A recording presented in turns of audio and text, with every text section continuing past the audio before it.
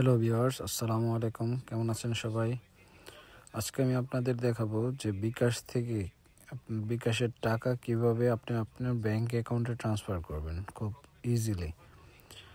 সাথেই থাকুন এবং আমার চ্যানেলটি সাবস্ক্রাইব করুন।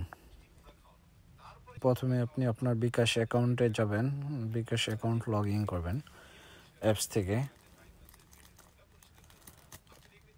বিকাশ অ্যাকাউন্ট আপনার আইডি পাসওয়ার্ড দিয়ে লগ ইন করবেন। তারপর যাবেন আপনার ব্যাংক, বিকাশ টু ব্যাংক।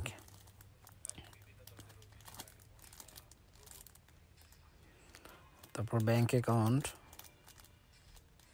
তারপর আপনি আপনার ব্যাংক অ্যাকাউন্ট সিলেক্ট করবেন। আমার ইস্টার্ন ব্যাংকে অ্যাকাউন্ট, আমি ইস্টার্ন ব্যাংক দিয়ে সিলেক্ট করেছি। আপনি যে কোনো ব্যাংকের অ্যাকাউন্টে টাকা ট্রান্সফার করতে পারবেন।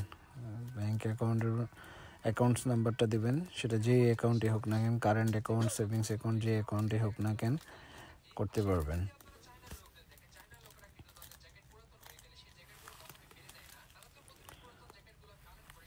অ্যাকাউন্টের যে নামটা দেওয়া আছে ওই নামটা দিবেন।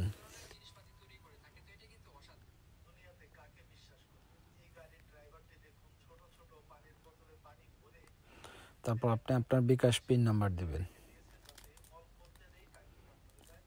এই আপনার অ্যাকাউন্ট নাম্বারটা সেভ হয়ে গেল বিকাশের মধ্যে। তারপর send money to bank account, এটা আপনার সবসময়, আপনারা একবার যে সেভ করছেন বারবার সেভ করতে হবে না, সবসময় থেকে যাবে। আমার ব্যালেন্স কম আছে, আমি আপনাদের এখন জাস্ট 300 টাকা দিয়ে দেখাই। মনে রাখবেন, এইখান থেকে যদি আপনার টাকা ব্যাংক অ্যাকাউন্টে ট্রান্সফার করেন তাহলে আপনার 1012 টাকা কাটবে, আর নর্মালি আপনার কাটে হলো 17 টাকা সামথিং। তারপর আপনি আপনার বিকাশে পিন নাম্বার দিবেন। যদি রেফারেন্স নাম্বার দিতে চান রেফারেন্স নাম্বার দিতে পারবেন। আমি নোট লিখে দিলাম শুধু।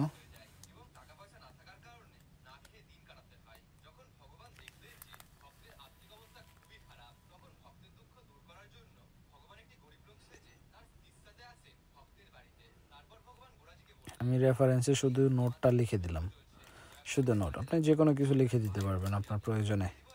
তারপর পিন নাম্বার দিয়ে কনফার্ম পিন ট্যাপ করে ধরে রাখবেন, দ্যাটস ইট।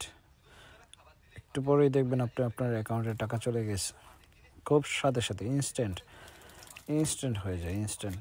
তারপর ওই টাকা আপনি যে কোনোভাবে তুলতে পারবেন। ধন্যবাদ।